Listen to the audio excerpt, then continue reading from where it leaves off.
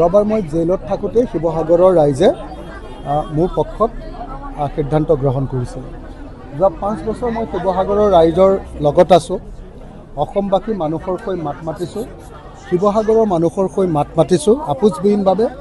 তদুপৰি মই শিৱসাগৰৰ উন্নয়নৰ কাৰণে এটা আঁচনি আনিবলৈ চেষ্টা কৰিছোঁ।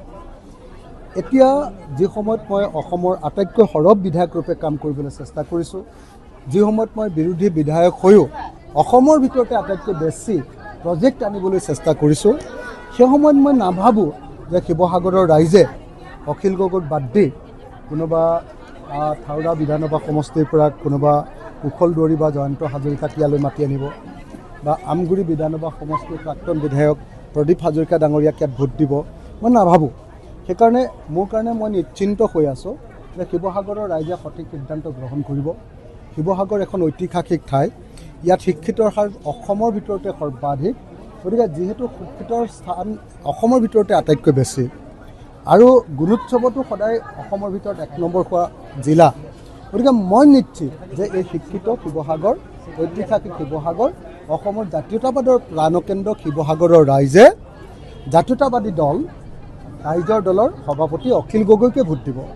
আজি অখিল গগৈ হিচাপত মই গোটেই অসমত বিখ্যাত, অসমৰ আটাইতকৈ সৰব সক্ৰিয় বিধায়ক ৰূপে, কুশল দুৱাৰী বিখ্যাত, অসমত আটাইতকৈ বেছি মানুহ হত্যা কৰা মানুহ হিচাপে।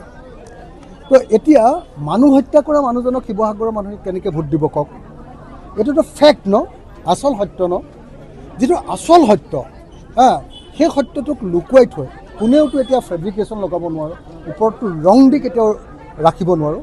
সেইকাৰণে মই ভাবোঁ, মই সেইকাৰণে শিৱসাগৰৰ ৰাইজক কওঁ যে মই যোৱা 5 বছৰৰ বিৰোধী দলৰ বিধায়ক হিচাপে যেটা ডাঙৰ প্ৰজেক্ট আনিলোঁ, ৰংঘৰ প্ৰকল্প, Tai museum, circuit house, district stadium, টাউনৰ খোৱা পানী যোগান, আৰ্বান ৱাটাৰ ছাপ্লাই স্কিমৰ কাৰণে 70 কোটি টকা, গাঁৱৰ পানী যোগানৰ কাৰণে কেইবাশটা পানী যোগান আঁচনি, বানপানী আৰু গৰাখহনীয়া নিয়ন্ত্ৰণৰ কাৰণে 205 কোটি টকাৰ প্ৰজেক্ট, 122 কোটি টকাৰ BG ৰোড, 102 কোটি টকাৰ আপোনাৰ বৰালি নিৰ্মাণ, এই আটাইবিলাক প্ৰজেক্ট লোৱাৰ পাছত আৰু মানুহেতো নিজে হিচাপ কৰিব যে যোৱা 20 বছৰত প্ৰদীপ হাজৰিকাই আমগুৰি সমষ্টিত কি কৰিছিলে, যোৱা 10 বছৰত আপোনাৰ কুশল দুৱাৰী বা আপোনাৰ জয়ন্ত হাজৰিকাই তেওঁ থাওৰা MLA হৈ কি কাম কৰিছিলে, সেইটোতো হিচাপ ৰাখিব ন।